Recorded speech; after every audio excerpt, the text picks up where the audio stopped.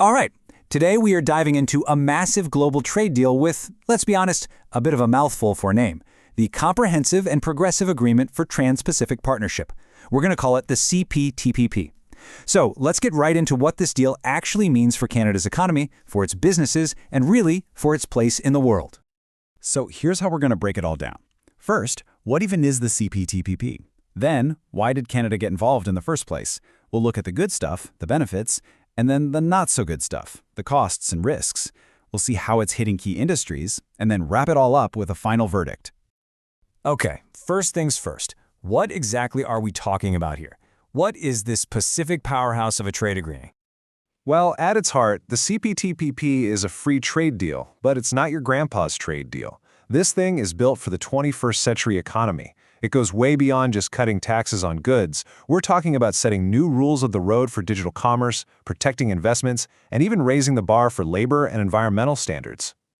And the scale here is just wow. We are talking about a single trade bloc that gives Canadian businesses a special in with over 580 million consumers. That's a huge slice of the entire global economy.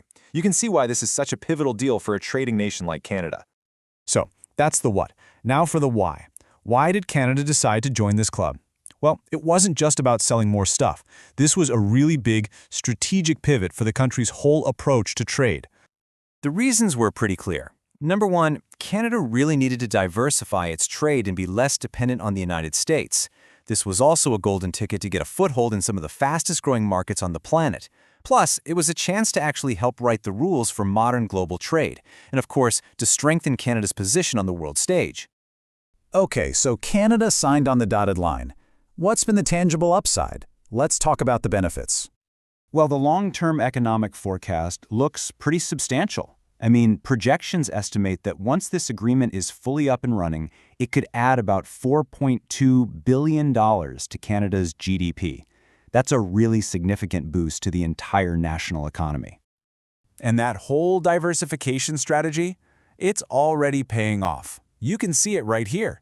In just the first 5 years, trade with the new CPTPP partners, the ones Canada didn't already have a deal with, jumped by an incredible 38%.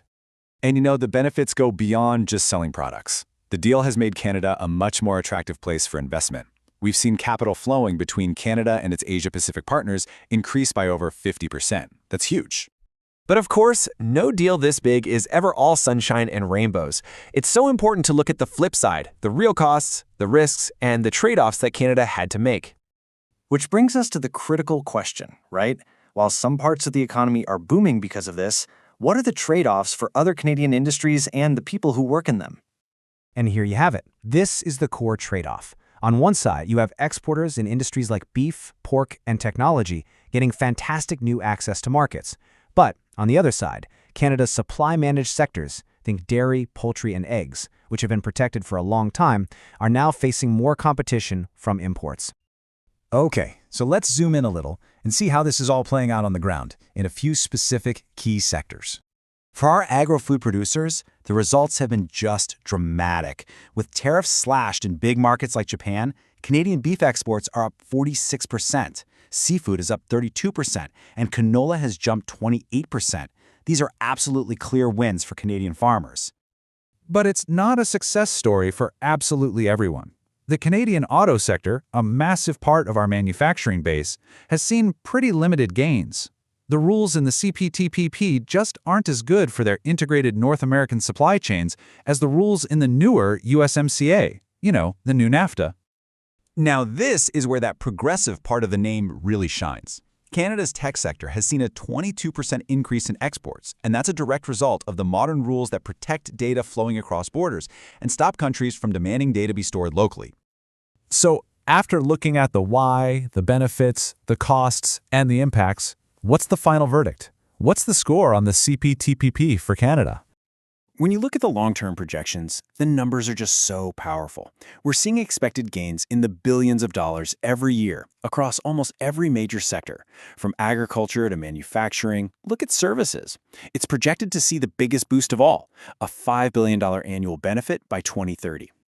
And just so you know, the data in the analysis we've been walking through today comes from a really comprehensive report by SaveinvestCompound.com.